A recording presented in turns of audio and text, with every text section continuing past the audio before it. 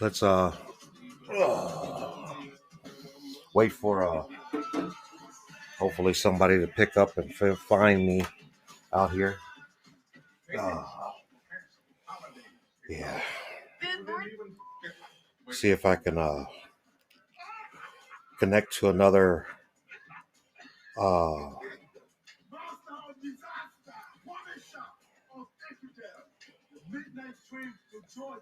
nice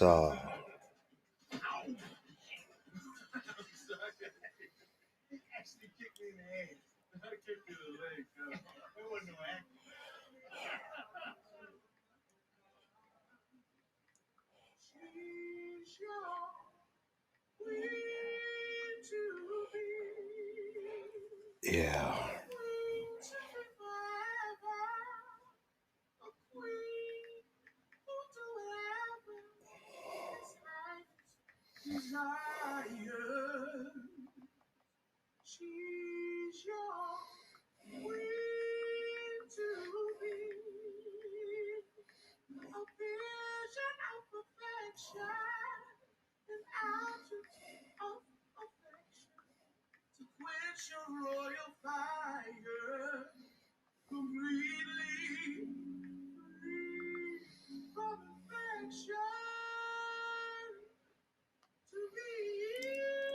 Okay. So I hope that uh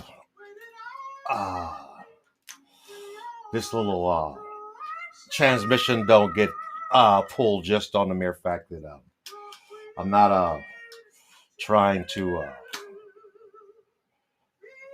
I'm not trying to uh project any uh not trying to project any spoilers outside of the mere fact that um I'm watching the credits of this well awaited movie. That honestly speaking, yeah, I hope that I can I don't seem to be able to keep a bandwidth on my ability to not only project to you guys, but to project on Instagram. And I guess I need to pay just a little bit more so I can put them all on the same program. I like this restream program just because it gives me a little bit I can't wave at nobody over here, man. They're just playing with my emotions over here. All right. So let me go up to chat. All right, so just to basically, mention that technically speaking, the only live portion of chat that I can actually get away with is on YouTube. So I hope that whoever's out there can go find me on YouTube um, and follow, like, and subscribe and all of that, blah blah blah. If you possibly can, just because, well, support your peoples who try to support you too, and that's where we at right now. I want to talk about this new normal. No matter what time I can try to get to sleep, we all seem to be awake, uncomfortably awake naturally. It's almost been a year now, actually, since the summer solstice, that we seem to always have this kind of almost natural instinct to wake up at uh to wake up at a anywhere between 2 3, I think 3 3:30 is like the new 8 o'clock. um and for a lot of the people that have been out there that have been also suffering with this in bits and pieces, I try to at least gauge a lot of what's been my discomfort in this, some people would call insomnia or sorts or whatever, to the mere fact that we are going through this whole new era of time and era of time and change and many of these advancements and whatnot in life that seem to be giving off a certain discomfort, just in the mere fact that, well, here we are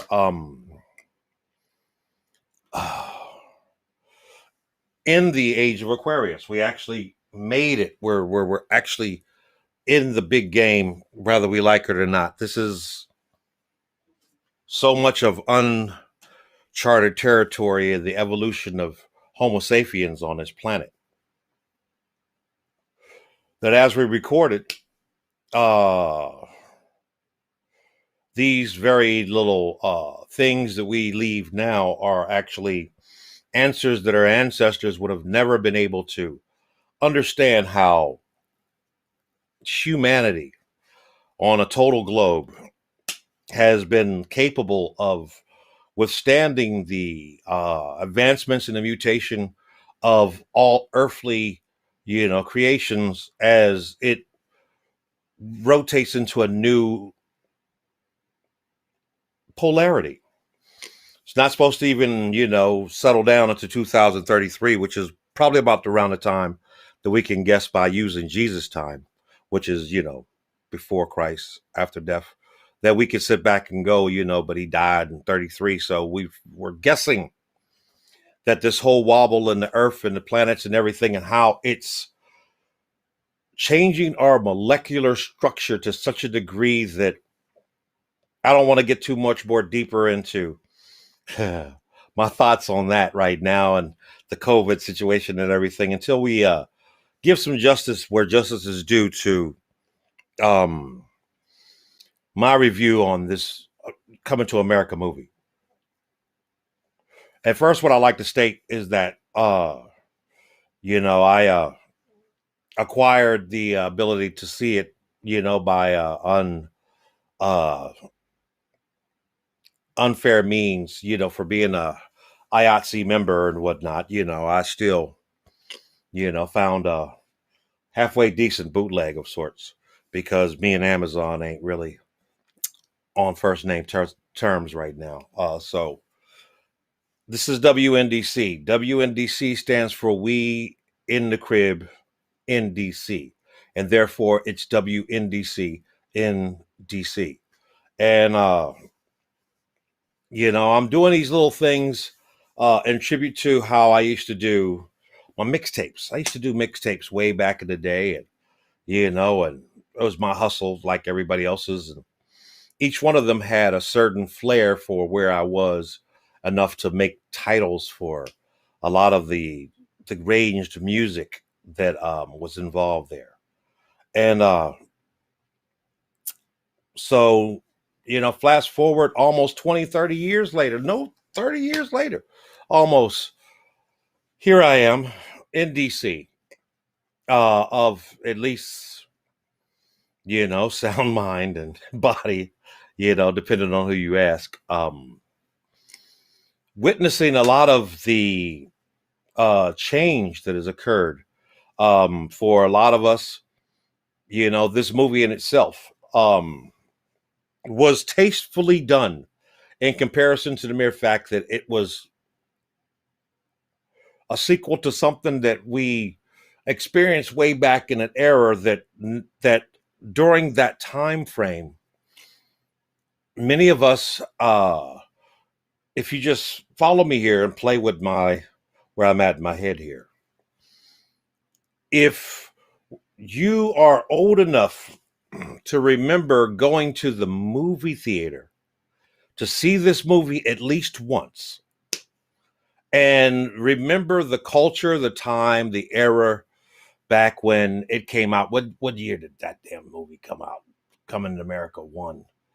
Let me see if I can find where Coming to America 1 uh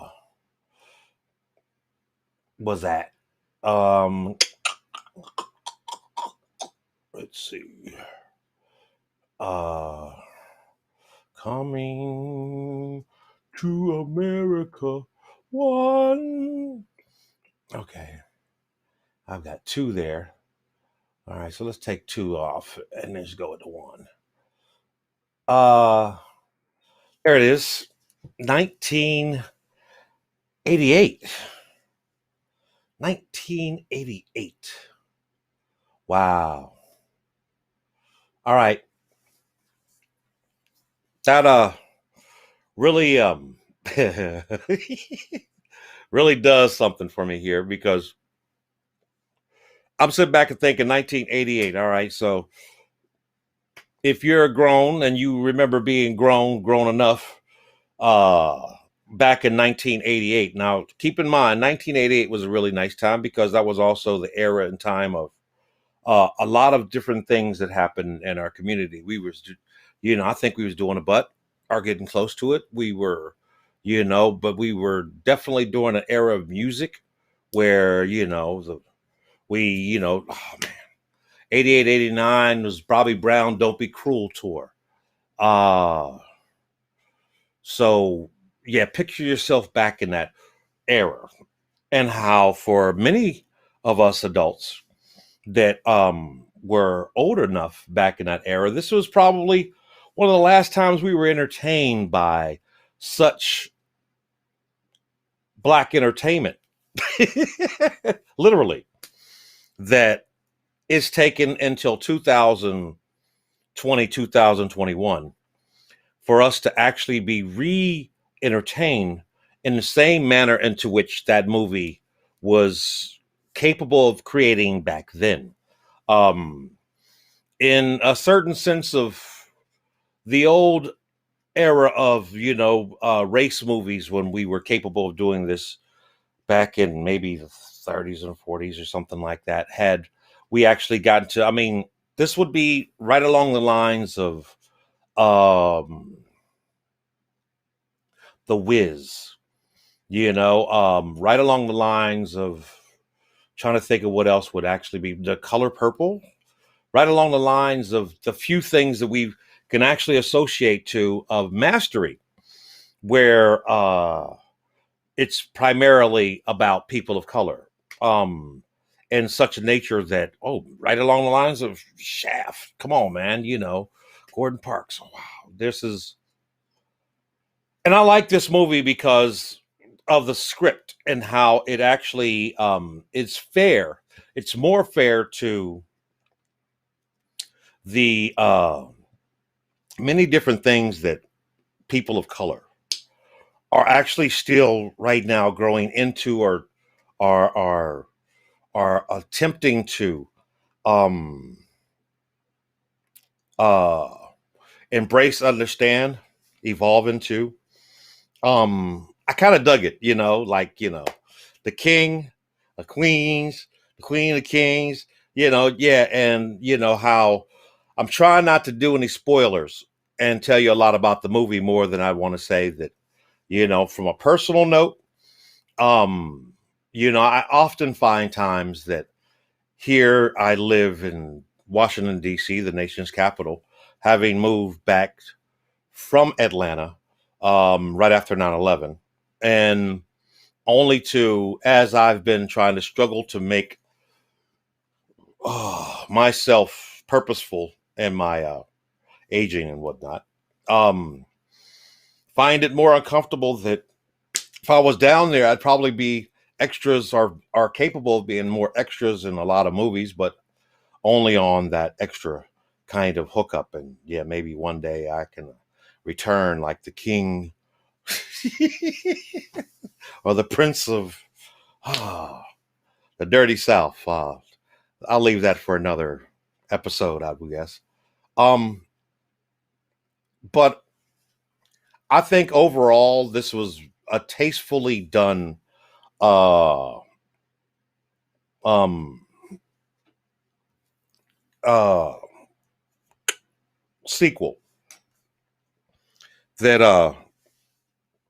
I didn't expect any grandiosos out of it. I didn't expect for it to be Gone with the Wind, or or some great, this, that, and the other. It was really a wholesome enough movie that every child, regardless of color, can be entertained in its thing. And what I also like about it is its reconnection from a African to African American kind of reality that I think in a lot of cases is also a point of a subject that we still are dealing with as people of color, with not all, but some people from Africa and some people from America who have a certain kind of uh, discomfort in the thought of what was portrayed in both the first and the second um, coming to America.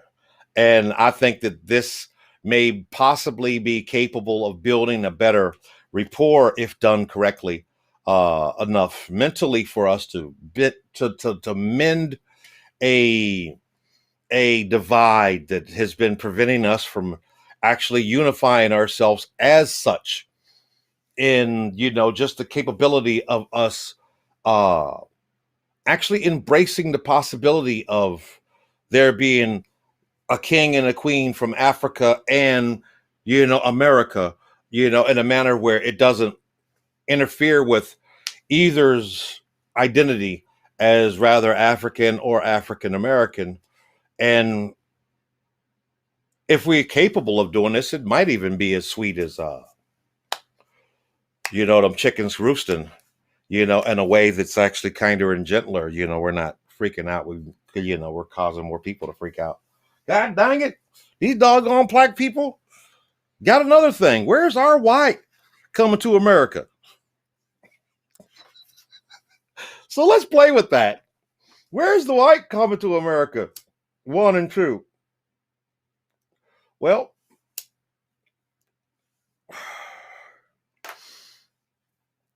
off the top of my head, I can't quite really find it, but I do feel that there's a certain sense of humor in the thought of how this whole era of time today in today's society, especially here in the United States of America, um, is creating a certain discomfort for a lot of non people of color whom are becoming a little more awkward with the mere fact that, yes, there is plethoras of importance for us to emancipate, our people of color, our Americans, in a manner where, if best done, the only struggle is non people of color not embracing our struggle as their struggle with us. We've got this conflict in our cultures where, for so long we've had this not my daughter complex. And I use this word or this phrase a lot. This is a big thing, not my daughter kind of complex, and yet looking back at the Reconstruction era and the era of the birth of a nation, which created the whole clan mentality and white superiority and whatnot, just due to the not my daughter syndrome or whatnot, and the mere fact that one of the most unfortunate things about our emancipation as people of color is the mere fact that while there were many upper metaphysically prepared people of color that existed in this country and had always been very adamant and active in our progression, there'd been a very high population of uneducated, unequipped, unaware people of color that had no idea the responsibility of what freedom comes with as a citizen. And due to its manipulation of others, of other colors being capable of getting away with convincing uh, us as Americans that we ain't gonna we had the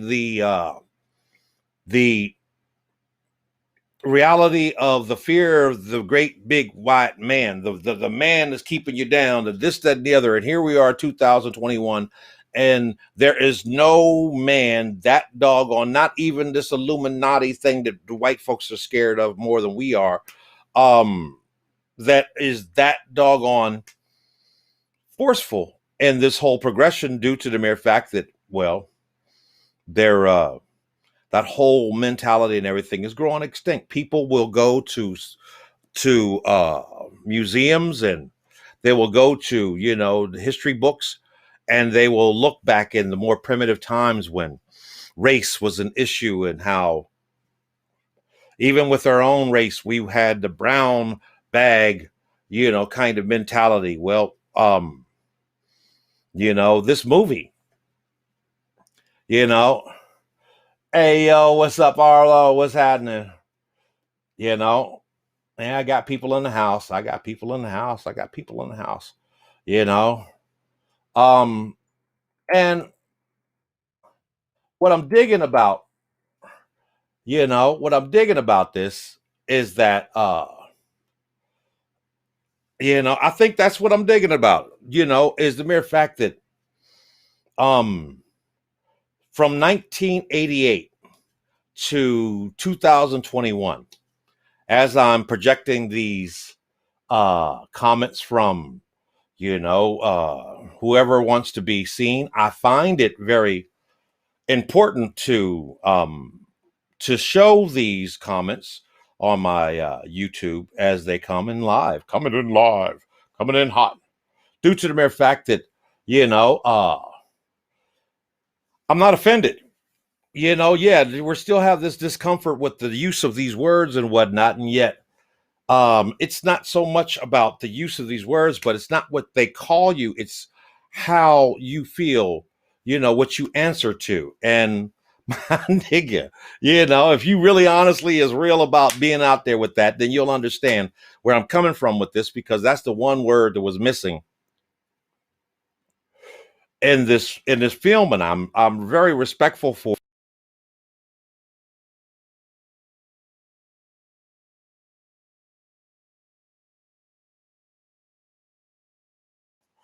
uh, Centron is running out of battery or something, it looks like. And I got to get that back up. Let's see if I can. I think we're back. Yeah, we're back. We're back. We're back. We're back. Yeah. Um, so follow me where I'm at with this. So the issues that I have, worth speaking about, is exactly where all of this was. The energy that just came through enough to actually be, yo, my nigga, this, that, the other, and you realize, well, I, I recall from 1988 to 2001, eras where I had many of friends that were not of color, but my nigga and the whole nine too. That that our culture has now grown into a better capability of that being more accepted, without you expected to call them a troll, and take offense to the whole thing. Yeah. Uh, Understand that during, if we were if this movie was to be made back in the Shaft era and whatnot, it would have allowed us to be able to compare it or use it as a reason to better embrace what we would call black exploitation, because this would be um respectfully filed, or should be respectfully filed, into the black exploitation movie mindset, no more than the Dolomite movie, or the Wiz, or many of the other, I'm gonna get you, sucker. um and these things are to be embraced so much that, understand this, in the same form of where we're at right now, during the black exploitation era, uh Hollywood was really reaching for straws. They didn't have anything after the Jane Fonda era with the in the 2000, thinking in the year 2000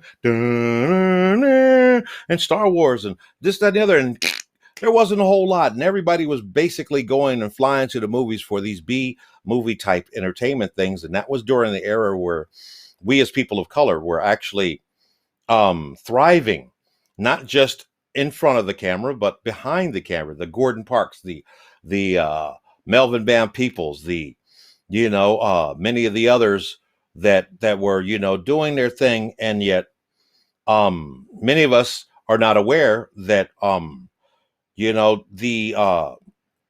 NAACP made a crusade in trying to erase this shameful image of my nigga in this whole thing, and literally forced Hollywood to stop allowing a lot of us and put a lot of people out of work. And people don't understand that that the 2/3 of the advancement of people of color, for Black folks in whole, as as Black Americans, as African Americans, has really been due to our own backbiting of sorts. The boule, boule, boule, boule, the Cosbys and the people who only the uppity Negroes and this, that, and the other. And this is all in now. We're 2021. We're in all in. Black is black is black is black until you get black and as black as the other blacks and everything. 1988. It was real funny when that era, when Chris Rock and them came out, in a manner where, it took him a while for him to actually be able to explain in his mastery how, yeah, white folks hate niggas. Well, guess what? Black folks hate niggas too. Well, now that word is not a slander of sorts. And there are many people who actually, identify that word in such a spiritual level that they consider it like the Egyptian word for God, which is in GR, and maybe that's a little too deep for some people, but half of our problem with emancipating our minds is releasing a lot of the triggers and the code phrases and words that cause our post-traumatic slave syndrome to get the best of us at a time when we need to be the best of ourselves, even if people can't understand who we are and why do they need to respect us. And so we perpetuate their supremacy by allowing them to be capable of excusing our ignorance for their own capability. And that's not happening anymore. And that's the reason why we're getting more Karens and this, that, and the other, because the hardest doggone thing for Americans, if anyone was to say, right now, if we were to look at the emotional state of the United States of America, and they would say, all right, what is the most nervous, uncomfortable race of people right now in this country? Every other minority or whatnot would probably want to, put their hand up in there. And that's bullshit, because I'm going to tell you some good stuff. Right now, the most uncomfortable American are all the Americans who thought that they were better than everybody else. And we know who those people are, because they're not just people with the red hats. They're a few of our own too. And just in the style of watching this movie and how it was done in a manner where, in the process of everything else, there were no negative Negro images slandered or destroyed today. They were more embraced, even in the mere fact that they still existed per se, and everything, including the color barriers and sexualities and genders and whatnot. And what I liked about the movie more than anything else is it also gave us the ability to challenge the understanding of what love is and how to respect each other through the genders. And I think that might be a really good chance right now for us to allow ourselves to accept the mere fact that, being helpmates, being the king or the queen or the this, that, and the other doesn't require so much of a hierarchy of, that Tarzan mentality and morality that, many of us still wish that we can cash in and on, while, in a lot of cases, we have to realize that our sisters, are just as strong as our brothers. And there's not a whole lot of brothers who are strong as many of the sisters. And that's really um, unfortunate and uncomfortable due to a lot of the cultures that we've had to struggle through. The crack era really did damage on the family dynamic and the respect between the genders, due to the mere fact that, well, it affected each gender differently. And nobody wants to get that deep into the whole thing, because we're now living where, those mystical crack babies of 1988 are now grandparents. And we don't need to out or discomfort them in that. We need to understand that they're genetically altered differently than the people who fell for the okie doke during the 88s to the 90s, and whatnot. And that's okay too. But I would like to take a moment to refresh you into the mere fact that if you can remember how you partied like it was 1999 in 2021, you wasn't around. You wasn't old enough. And it's the same thing that, the baby boomers of the other day used to speak about, the 60s and 70s. If you were around back in the 60s and 70s when they partied like it was the 60s and the 70s, then you can't remember. And yet, the only reason why I have a better memory of all of that is because I was old enough to hang out, but too young to really party in the manner into which they did, enough that they now suffer from the same discomfort of admitting how live they were then today as respectable, adults, the same way that a lot of people, the Gen X's and Y's and Z's, especially Z's, can say about the crack era. And yet now we've got millennials who don't understand none of the reason. They just can't see why their generations seem to be so beat up when they've got so much today as millennials. And that's the truth. Millennials are the most blessed generation that humanity has ever had, clearly around the earth.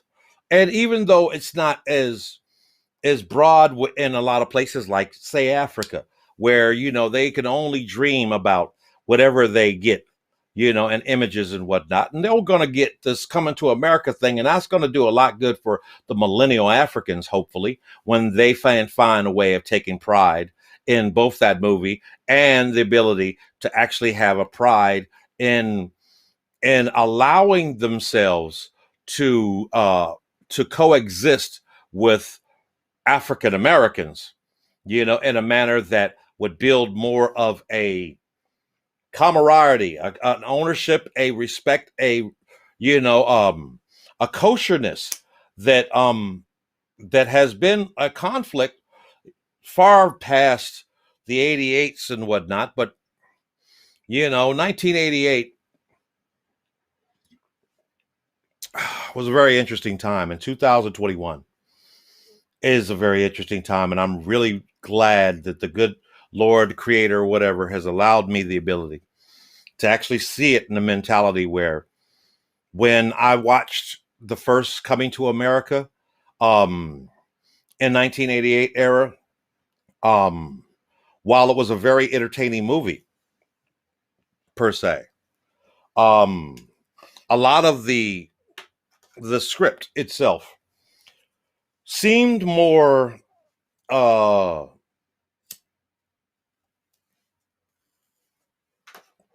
a fantasy of sorts. I mean, yeah, you really didn't expect to see McDowell still being, live and well, you know, and Zamunda, yeah, okay, all right, that might have been uh, spoiler alert, but later for you. I'm not really going for the whole thing, but I guarantee you that most people who are interested in this movie will probably haven't seen it at least once by this time next week. So, with that being said, um, I see a lot of it in there. I see maybe even the possibility of us being able to see more of a possibility or a capability of some of the other um business offers and whatnot, or attempts that are happening, like even with my man Akon and down in Senegal and whatnot. And we, can bridge these gaps by being able to better, you know, coexist, and for people of color, I think that's most important for us to actually have more of the belief that it's possible. And I think that's somewhat of a awkwardness that I can add into this review, in the manner of having more of a positive effect in our mindset, because we are to be entertained, we are to be informed, we are to be enlightened, and all of these things, because that's what art does.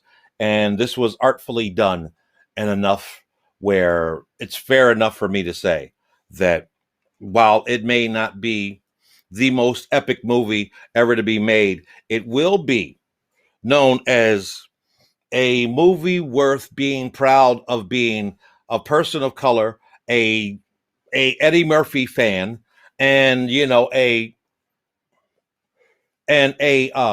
appreciator of good art, because it's a good movie. It really doesn't make you walk away from it, even if you're not of color, in a manner where you feel slighted, in a manner where you feel uh it's not worthy of you being able to enjoy, even if you don't look like any of the uh, people involved with the movie itself. And that's okay, and I hope that, in some ways, I hope that more people understand where I'm going with this whole thing, because there's going to be a lot of, it was kind of a cute movie. As a person of color, just knowing that it was done in Atlanta, and knowing that had I been around when they were doing this, I could have probably got an extra in there. And I'm looking at, there's got to be at least a couple of friends of mine I've seen as extras in that movie enough. And knowing that there's probably a couple of people that I know that were blessed enough to be able to be employed, to earn that level of mastery or craftsmanship enough to, be on the credits. And that's where I found myself as I started um, this podcast, because, well, shout outs to all of the people of color that, and others who worked on the movie, or was in the movie, or supported the movie to some degree. And I'd like for you to at least say hey, or shout out, or whatnot, and share, subscribe, and whatnot as well. Wow. It's uh it's 7:21 in the morning for me, and I've been up since about 3 o'clock, 3:30 actually, the new normal. And I really don't know how I'm going to basically be able to be as productive as I'm supposed to be by the standards that we've been growing with. But this is a whole new world, and a whole new era, and a whole new day, and our bodies and our minds are naturally mutating in a way that's very confusing for a lot of people, but even more so for a lot of people of color, because just like in the movie, the the instinct that feels so um uncomfortable, like when you're shedding your skin, at a certain point, the discomfort of the feeling of your skin falling off of your body has to be less than the appreciation for the new skin that lies up under it, that we need to shed. And I think that's a part of what was in that movie as well, and the mere fact that we need to shed some of that and get back to what really is important, and that's, our love for our people, our love for our family, our love for the respect of understanding that each generation deserves the love and respect, from each generation before them, enough to believe that honoring each other does not mean that we are required to mimic each other. There's no such thing as old fashioned anymore, because there's no need for that hierarchy in a world where it prevents us from a lot of where we're at. We've had the feminist movement and all this other stuff. And today it's all here. It's right here. And there's nothing stopping us but the ability for us to respect the possibility that by them finding what makes them the best and realizing that our number one goal as Americans is to make our home great again. Each and every person who desires the need to represent has more air and opportunity to do so. Had it not been for the mere fact that the more difficult thing is to make the right connections with the right other people, be them their people of color or not, enough to be able to establish, what it takes to make a production worthy of people enjoying as Americans, as art form, as craftsmen. And so here it is on a Friday, and this will be the official day that this movie comes out. And I hope each and every one of y'all go out and watch it in the whole nine, and maybe come back and share how you feel about where you see, bits and pieces of its artistry, and compared to where I'm at and this one. And I feel almost obligated to go longer than I think I need to at this point. And for that reason, I hope that this broadcast finds you well. I hope that the formats that I'm on allows me fair use enough to be more than capable of providing this as something that entertains, informs, or enlightens you. And for that reason, I would also like to remind you that, we're still in this state of COVID. And as a craftsman of color, I'm in an unemployed state. So if you are capable of extending any charitable contribution, also, please feel free to respond to that. Now, also want to shout out to my baby gangster. All right, Latifah Harris. This is if there was I can sit back and say that was another part of what this movie did for me enough that I wanted to leave this on the back end, because my baby gangster, I saw a lot of the script in this movie enough to be able to see the pride and the instinct and the respect for fatherhood and daughterhood in the same manner that I see myself and my baby gangster. I'm daddy gangster, she's baby gangster. Trust and believe, and how I hope that they find their ways to be not just respected but worshipped, because lady Latifah is really top shelf, kind of in the same manner as how you see it in the movie. And I think a lot of us brothers, in our struggle tend to not understand another bit and piece of the movie, how, in some cases our women are not just, our side piece of this, that, and the other. They're the other thing that in a lot of cases, it's not an issue of how smart you need to be over them, or how you need to be, the leader of the house or the head of the pack or anything else like that. But, understand that, being partners means that, as a man, you have to be more respectful enough to understand when, it's most important for you to be led than to lead, and to sometimes be humble enough to be respectful when someone says you need to kick your game up, but to be more loyal by way of your royalty. You can't call yourself a king or queen or prince or princess if you are not capable of actually being able to respect and indulge in a level of loyalty and responsibility to a partnership that, in a lot of cases, I really truly believe that a lot of us men, especially men of color, are incapable of allowing that to be in a respectful manner due to the mere fact that our queens, our princesses, our women are still in a state of discomfort, in the belief that it's impossible for this to be as much of a fairy tale as this movie has allowed it to be. And I'm hoping that we can find a way of shedding that and just understanding, first and foremost from, myself, Hafiz Harris, Amp Sarizi, to my daughter, Latifah Michelle Harris, I love you.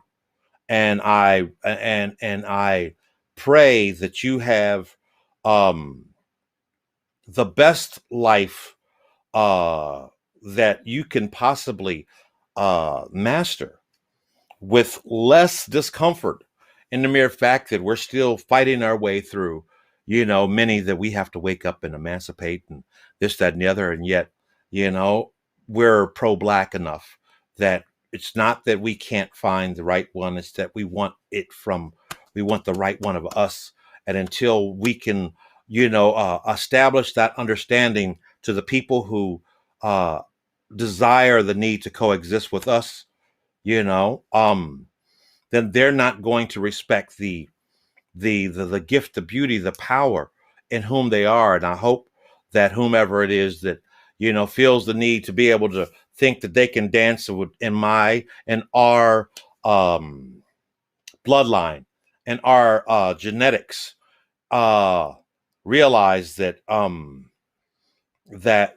in order for you to inherit what royalty exists past what you're just attracted to, you have to respect the pedigree into which you are associated with, coincidentally. And I'm leaving this out like this because I really truly believe that what I've got a lot from that movie was the mere fact that, if we really can't, find the brilliance and love and honor and appreciation and even admiration in the gifts and the strength of how our generations have evolved, then we are doing ourselves a disservice as people of color. And for that reason, I wish my baby girl, I should probably find a way of putting her Cash App out there so you can donate as a gift for me, because my cheap broke self, anyway, that's a whole nother story. It's kind of hard being, who you are, because a lot of people, don't really feel like it should be an excuse, and it's not an excuse. It's a reality. And our reality today is that a lot of what people will enjoy with, in this movie in itself as Coming to America 2 has to be held to a certain awareness that, and compared to Coming to America 1, the more important fact that lies in front of it is the mere fact that it's come a long time, and we've come a long time, and we've come a long way as people of color, as Americans, as Africans, as African Americans, as royalty, to the point where this is no longer 1988. And the movie that is the sequel from what was produced in 1988 shows in its reality that exists. And I hope that you can see the reality in our evolution in it enough to understand that we are not still struggling with what the man, is trying to keep us from. We are struggling with us and how we can empower ourselves as not just people of color, as not just Africans, as not just, uppity Negroes, as not like niggas, not like just 7%ers, 3%ers, 5%ers, as not like Yahwehs and Hoteps, as not like Jews and Gentiles and Muslims, as not like all of that, but as people of color, black folks, that we're not just coming to America, we are America. And for that reason, you good?